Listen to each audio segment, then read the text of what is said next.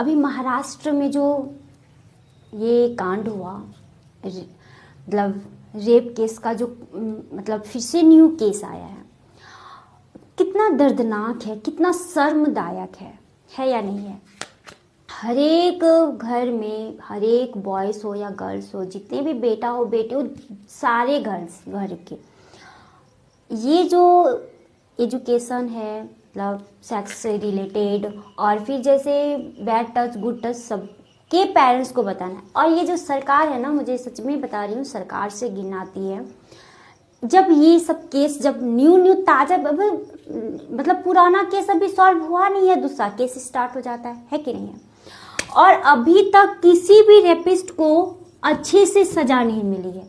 Long time खिटपिस हो रहा है, कैंडल जला रहे हैं आदमी, ये सब को बंद करो।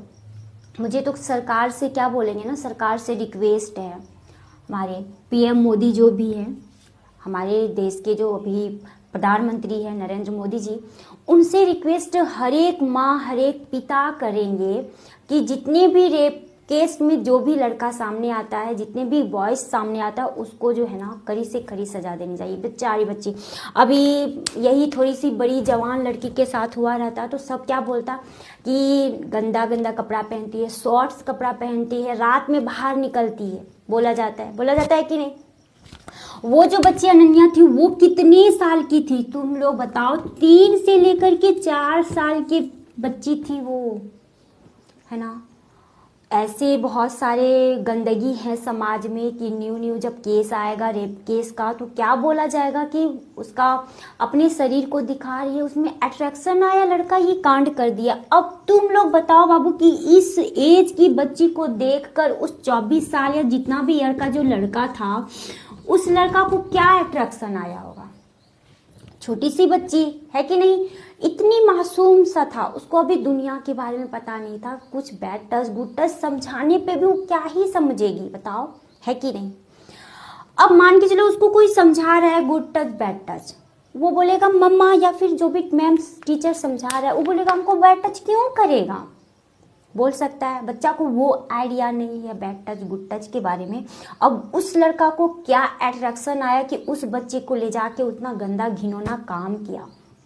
चलो अब जब पकड़ा गया है तो उसको अभी लंबा केस पे ले जाएगा, है ना, उसको कड़ी से कड़ी सजा। हम तो बोलते हैं कि जितने भी रेपिस्ट में जो भी बॉयज आ रहे हैं ना, उसको उस जिस फैमिली के जो बेटी के साथ उन्होंने किया है उस फैमिली को सौंप दो और उससे सजा दिलवा के उसको क्या ही सजा दे।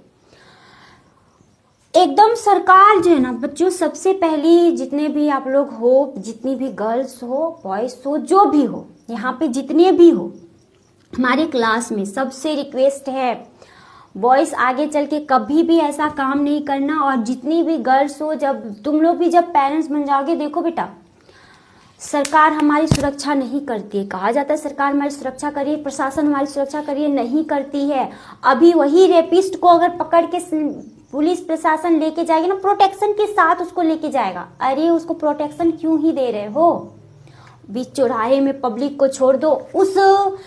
उस लड़का के साथ जब ये पब्लिक की जो सजा देगी ना, ये जो सजा पब्लिक दे रहे, उस सजा को जब और रेपिस्ट देखेगा ना, उसका आत्मा, उसका रूह कांप जाएगा दोबारा इस ऐसा कांड करने से, है ना।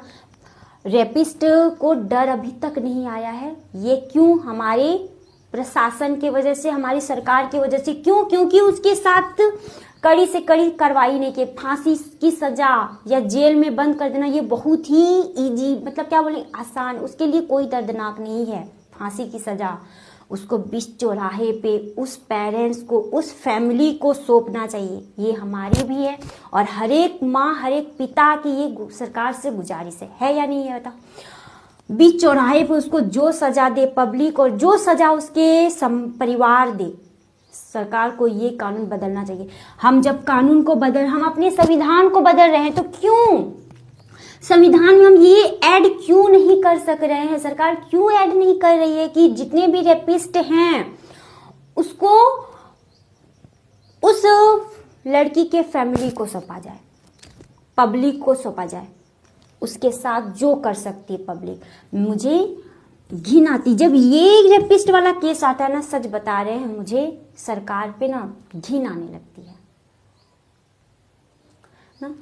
तो बच्चों, अपना सेफ्टी, अपने बच्चों की सेफ्टी हमारी पेरेंट्स के हाथ में है, उनकी निगरानी रखना हमारे हाथ में है। सरकार कुछ करने वाली नहीं है, प्रशासन कुछ करने वाली नहीं है। हमारी फुल सी बच्ची, आपकी, हमारी जितने भी पेरेंट्स हैं, सबको मतलब अपने बच्चों की जिम्मेवारी, अपने बच्चों की सुरक्षा खुद से करो। कहाँ जा रही है, अरे कुछ देर काम को पेंडिंग कर दो, चलेगा, बट अपने बच्चों की जो देख रेख है वो सबसे पहले होती है। यानी छोटी छोटी बच्चों को भी स्कूल अकेले भेजा जा रहा है, और अगर आप भेज रहे हैं, कॉपी किताब दे रहे हैं, उसके बैग में ऐसा चीज़ दो जो कि वो अपना प्रोटेक्शन में यूज करे। स्कूल में जो है ना, सेल्फ डिफेंस ये सिखाना चाहिए बच्चों को कि हम कैसे, कोई अचानक से बच के जा रहा है, वो सारा चीज़ है ना। जितनी गर्ल्स हो, बाई चांस आगे चल के तुम्हारे साथ कोई तुमको लेके जा रहा है, बच्चों अपना जी जान लगा दो, अपना जी जान लगा दो उससे बचने का। और उस किसी भी गर्ल्स को लेके जा रहा है कोई भी लड़का, कोई भी मर्द, कोई भी, तो सबसे पहला वार जो है ना उसके प्राइवेट पार्ट पे करो।